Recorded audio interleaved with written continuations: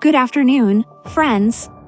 Today we will talk about the most relevant events in the world. In our program, Novaya Kakhovka Dam collapse closes door on Kiev's river counteroffensive, report. Water in Zaporizhzhia HPP basins not used to cool reactors down, expert. No need for mass evacuation after Kakhovka HPP destruction, says governor. Ukrainian troops leaving positions at mouth of Dnieper after Kakhovka HPP break. And so let's get started.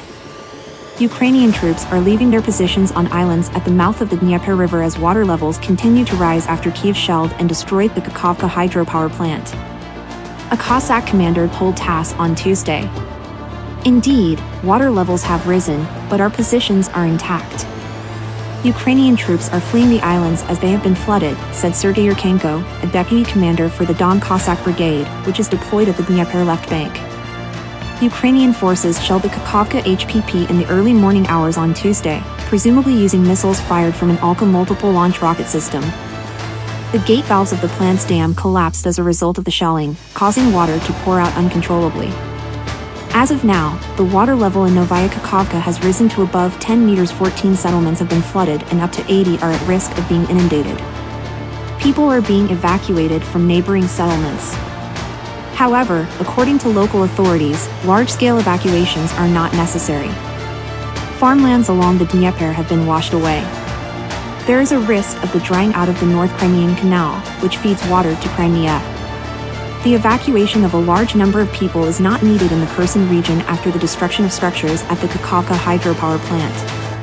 Acting Regional Governor Vladimir Saldov said on Tuesday. This won't have a strong impact on the situation in the Kherson region. Even a mass evacuation of people will not be required. Most residents are staying in their places, although transport has been sent for them, he said on his Telegram channel.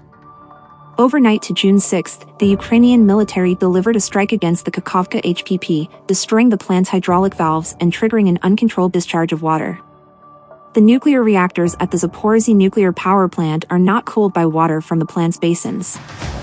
Advisor to Rosenergodom company Renat Karka said on the air with Channel 1 television.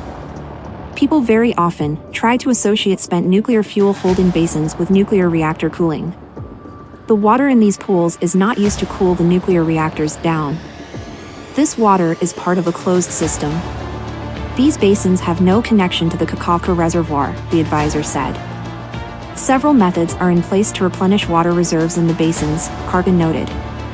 This includes both an artesian well and a technical water supply system. After all, there is the Dnieper. Only technical means are important here and these are available, he added. The destruction of the Kakhovka hydroelectric power plant's dam essentially puts an end to any chance the Ukrainian armed forces had of carrying out a successful offensive over the river. An advisor to Ukraine's defense ministry told the Newsweek magazine. It effectively makes crossing the river in that area impossible, Andrei Zagorodnik said. Even conducting operations in that whole area will be much more difficult. The advisor claimed that this will prevent the Ukrainian forces from crossing the Dnieper River. The Kherson portion of the front line had been one of the possible locations for Ukraine's counteroffensive, according to the report. At night, the Ukrainian military delivered a strike against the Kakhovka HPP presumably from an Alka MLRS. The shelling destroyed the hydraulic valves, causing water to pour out uncontrollably.